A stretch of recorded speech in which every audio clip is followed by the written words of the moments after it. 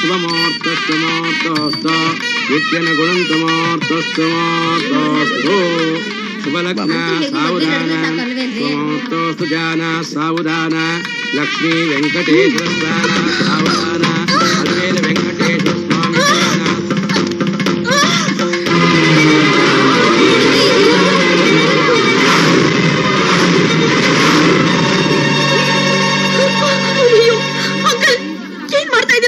ಇದೇ ನ್ಯಾಯ ಕಣಮ್ಮ, ನೀನೇ ಕೂತ್ಕೋಬೇಕು. ಅಯ್ಯಯ್ಯೋ, ನಾನ್ ಬಾಗ್ಲಲ್ಲಿ ಕೂತ್ಕೊಂಡಿದ್ದು ಇವ್ರ ಹೃದಯದಲ್ಲಿ ಕೂತ್ಕೊಳಕಲ್ಲ. ನೀವ್ ತಪ್ಪು ಮಾಡ್ತಾ ಇದ್ದೀರಾ. ನಾವು ತಪ್ಪು ಮಾಡ್ತಾ ಇಲ್ಲಮ್ಮ. ನಾವು ಮದುವೆ ಮುಹೂರ್ತ ನಿಶ್ಚಯ ಮಾಡಬಹುದೇ ಹೊರತು ಯಾರ ಜೊತೆ ಅನ್ನೋದನ್ನ ಆ ಭಗವಂತ ನಿರ್ಧಾರ ಮಾಡ್ತಾನೆ. ಅನ್ಕೊಂಡ ಹಾಗೆ ನಡೆದ್ರೆ ಏನಿದೆಯಮ್ಮ, ಅನ್ಕೊಳ್ದೆ ಇರೋದು ನಡೆದಾಗಲೇ ಅದಕ್ಕೊಂದು ವಿಶೇಷ ವಿಶಿಷ್ಟ ಆಗೋದಿಲ್ಲ. ಒಳ್ಳೇದಕ್ಕೆ ಅಮ್ಮ. ಇಲ್ಲ ಅಂಕಲ್, ನೀವ್ ತಪ್ಪು ಮಾಡ್ತಾ ಇದ್ದೀರಾ. ಇಲ್ಲಮ್ಮ, ಪಾಪ ಮಾಡದೆ ಪುಣ್ಯದ ಕೆಲಸ ಮಾಡ್ತಾ ಇದ್ದೀವಿ. ಈ ಕೆಲಸ ಮಾಡ್ಬೇಕು ಅನ್ನೋ ಒಳ್ಳೆ ಯೋಚನೆ ಬಂದಿದ್ ಕೂಡ ಯಾರಿಂದ ಗೊತ್ತಾ? ಈ ಮಹಾನುಭಾವನಿಂದ.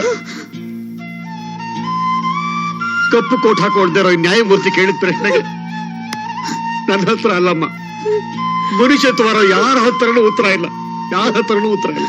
ಎಲ್ಲ ಈ ಪುಣ್ಯಾತ್ಮ.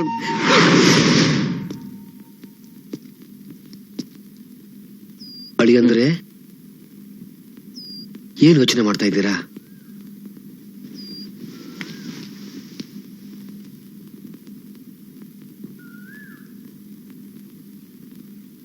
ಯಾವ ಸಮಸ್ಯೆಗಳು ಪ್ರಶ್ನೆಗಳು ಇಲ್ದೇರೋ ನನ್ನ ಜೀವನದಲ್ಲಿ ಸೌಂದರ್ಯ ದೊಡ್ಡ ಪ್ರಶ್ನೆಯಾಗಿ ಬಂದು ನಿಂತಿದ್ದಾಳೆ. ಯಾವ ಮನೆಯಲ್ಲಿ ನಮ್ಮ ಹಿರಿಯರು ಹೆಣ್ಣಿಗೆ ಮಹತ್ವವಾದ ಸ್ಥಾನ ಕೊಟ್ಟಿದ್ದಾರೋ ಅದೇ ಮನೆಯಲ್ಲಿ ಸೌಂದರ್ಯಗೆ ಅನ್ಯಾಯ ಆಗ್ತಾ ಇದೆ. ಅವಳು ನನ್ನ ಮೇಲೆ ಗೌರವ ಇಟ್ಟು ನನ್ನ ಅಷ್ಟು ಎತ್ತರವಾದ ಸ್ಥಾನದಲ್ಲಿಟ್ಟಿದ್ದಾಳೆ. ಆದ್ರೆ ಅವಳಿಗೋಸ್ಕರ ನಾನು ಏನ್ ಮಾಡ್ತಾ ಇದ್ದೀನಿ ಸರ್? ಅವಳ ಆಸೆಯಂತೆ ನಾವು ಮದುವೆನೋ ನಡೆದೋಗುತ್ತೆ. ಇದರಿಂದ ಅವಳ ಜೀವನ ಸಮಸ್ಯೆಗೆ ಪರಿಹಾರ ಸಿಗುತ್ತಾ ಸರ್? ಅವಳೇನ್ ತಪ್ಪು ಮಾಡಿದಾಳೆ ಸರ್? ಯಾವ ಹೆಣ್ಣು ತಪ್ಪು ಮಾಡಲ್ಲ. ಸೌಂದರ್ಯ ತಪ್ಪು ಮಾಡಿಲ್ಲ.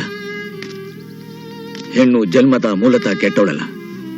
ಕೆಟ್ಟೋಳಾಗಕ್ಕೆ ಸಾಧ್ಯನೇ ಇಲ್ಲ. ಹಾಗೆ ಎಲ್ಲಾದ್ರೂ ನಾವು ನೋಡಿದ್ರೆ ಕೇಳಿದ್ರೆ ಎಲ್ಲೋ ಯಾವುದೋ ಒಂದು ಜಾಗದಲ್ಲಿ ಗಂಡೇ ಕಾರಣ ಆಗಿರ್ತಾನೆ. ನಮ್ಮ ಇತಿಹಾಸ ಪುರಾಣ ಎಲ್ಲಿ ನೋಡಿದ್ರು ಒಂದು ಗಂಡಿಂದಾನೇ ಹೆಣ್ಣಿಗೆ ಅನ್ಯಾಯ ಆಗಿದೆ.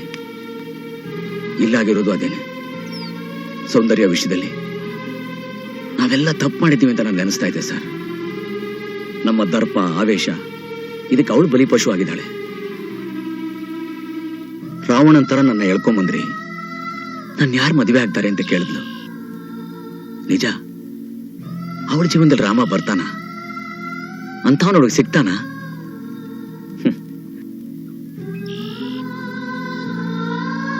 ಅವಳ ಜೀವನ ಎಲ್ಲಿಗೆ ಬಂದು ನಿಲ್ಲುತ್ತೋ ಅದಕ್ಕೆ ನಾನೆಲ್ಲಿ ಕಾರಣ ಆಗ್ತೀನೋ ಅಂತ ನನಗೆ ಭಯ ಆಗ್ತಾ ಇದೆ ಸರ್. ಆಕೆ ಜೀವನಕ್ಕೆ ಒಂದು ಸರಿಯಾದ ದಾರಿ ಸಿಗ್ಬೇಕು. ಆಕೆ ಜೀವನಕ್ಕೆ ಸರಿಯಾದ ನೆಲೆ ಬೆಲೆ ಸಿಗೋವರೆಗೂ ನನಗೆ ನೆಮ್ಮದಿ ಇಲ್ಲ ಸರ್. ಆಕೆಗೆ ನ್ಯಾಯ ಸಿಗದೆ ಹೋದ್ರೆ ಆ ನೋವು ಸಾಯೋವರೆಗೂ ನನ್ನ ಕಾಡ್ತಾನೆ ಇರುತ್ತೆ ಸರ್. ಹೇಳಿ ಸರ್, ನಾನೇನ್ ಮಾಡ್ಬೇಕು? ಹೇಳಿ ಸರ್, ನಾನೇನ್ ಮಾಡ್ಲಿ?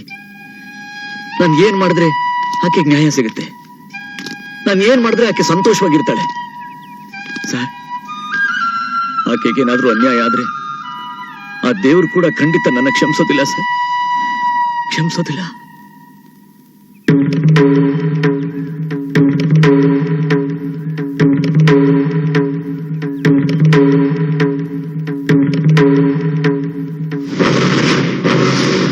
ನೀನು ಮಾಡಿರೋ ತ್ಯಾಗ, ಇವರಿಗೆ ಹೆಣ್ಣಿನ ಮೇಲಿರೋ ಆದರ್ಶ, ಇದರಿಂದ ಬಂದ ಸಮಸ್ಯೆಗೆ ದೇವರು ಸಮಯಕ್ಕೆ ಸರಿಯಾಗಿ ಬುದ್ಧಿ ಕೊಟ್ಟು ಇಂಥ ಶುಭ ಕಾರ್ಯನ ನಮ್ಮಿಂದ ಮಾಡಿಸ್ತಾ ಇದ್ದಾನೆ. ನಾವೆಲ್ಲ ಚೆನ್ನಾಗಿ ಯೋಚನೆ ಮಾಡಿ ಸಂತೋಷದ ಈ ಮದುವೆ ಮಾಡಿಸ್ತಾ ಇದೀವಮ್ಮ. ನೀನೇ ಹೇಳಮ್ಮ, ದೊಡ್ಡ ಮಗಳಿಗೆ ಮದುವೆ ಮಾಡದೆ ಚಿಕ್ಕ ಮಗಳಿಗೆ ಯಾರಾದ್ರೂ ಮದುವೆ ಮಾಡ್ತಾರ? ಇಲ್ಲ ಅಂಕಲ್, ಇಲ್ಲಿ ಕೂತ್ಕೋಬೇಕಾಗಿರೋದು ನಾನಲ್ಲ, ಮಹಾಲಕ್ಷ್ಮಿ. ಇವಳೇ ಇವರನ್ನ ಇಷ್ಟಪಟ್ಟಿರೋದು. ಸೌಂದರ್ಯ, ನಾನ್ ಇಷ್ಟಪಟ್ಟಿದ್ದು ನಿಜ, ಆದ್ರೆ ನನಗೇನು ನಷ್ಟ ಇಲ್ಲ. ಸ್ವಲ್ಪ ಕಷ್ಟ ಆಗುತ್ತೆ, ಆ ಕಷ್ಟದಲ್ಲಿ ಒಂಥರ ಹಿತ ಇದೆ. ಸೌಂದರ್ಯ, ಪ್ರತಿಯೊಂದು ಹೂವು ತಾನೊಂದು ಪವಿತ್ರವಾದ ಸ್ಥಾನ ಸೇರ್ಬೇಕು, ಎತ್ತರವಾದ ಜಾಗದಲ್ಲಿ ಇರಬೇಕು ಅಂತ ಆಸೆ ಪಡುತ್ತೆ. ಆದ್ರೆ ತಮ್ಮಗಳ ಮಧ್ಯೆ ಬೆಳೆದಿರೋ ಒಂದು ಹೂಗೆ ಅಂಥ ಒಂದು ಶ್ರೇಷ್ಠತೆ ಸಿಕ್ಕಾಗ ಬೇರೆ ಎಲ್ಲಾ ಹೂಗಳು ಆ ಹೂವಿನ ಬಗ್ಗೆ ಹೇಗೆ ಹೆಮ್ಮೆ ಪಡುತ್ತೋ ನಾನು ಹಾಗೆ.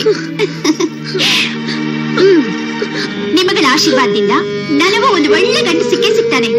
May not be best but definitely the better. ಏನ್ ಹೇಳ್ತೀರಾ ಮಿಸ್ಟರ್ ರಾಜಾ?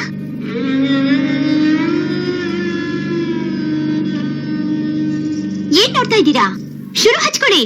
ಓಂ ಸರ್ವಮಂಗಳ ಮಾಂಗಲ್ಯೆ ಶಿವೆ ಸರ್ವಾರ್ಥಾಧಿಕೆ ಸೌಂದರ್ಯ, ಶರಣ್ಯೆ ನಿನಗೊಂದು ತ್ರ್ಯಂಬಕೆ ವಿಷಯ ದೇವಿ ಗೊತ್ತಾ? ನಾರಾಯಣಿ ನೀನಂತೂ ನಮೋಸ್ತುತೆ ತುಂಬಾ ಕಾಣ್ತೀಯ. ಮಹಾಲಕ್ಷ್ಮೀ ಚ ವಿದ್ಮಹೇ ಮಂಗಳವಾದ್ಯ ಮಂಗಳವಾದ್ಯ. ತನ್ನೋ ಲಕ್ಷ್ಮೀ ಪ್ರಚೋದಯಾತ್. ಓಂ ಮಾಂಗಲ್ಯಂ ತಂತುನಾಮೇನ ಮಮ ದೇವ ಹೇತುನಾ ಕಂಠೆ ಭದ್ರಾದಿ ಶಿವಗೆ ಸಂಜೀವ ಶರಣಂ ಮಾಂಗಲ್ಯಧಾರಣಮೋತ್ತಸ್ತಮೋಸ್ತೋಸ್ತೋ ನಿತ್ಯನ ಗುಣಂತಮೋತ್ತಸ್ತಮೋಸ್ತೋಸ್ತೋ ಶುಭಲಗ್ನ ಸಾವಧಾನ.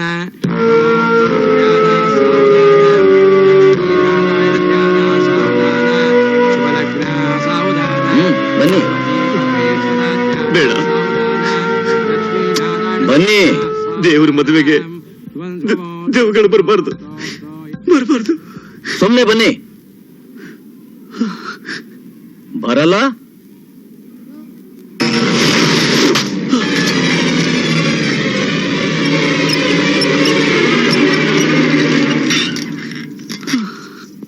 ಆಶೀರ್ವಾದ ಮಾಡಿ.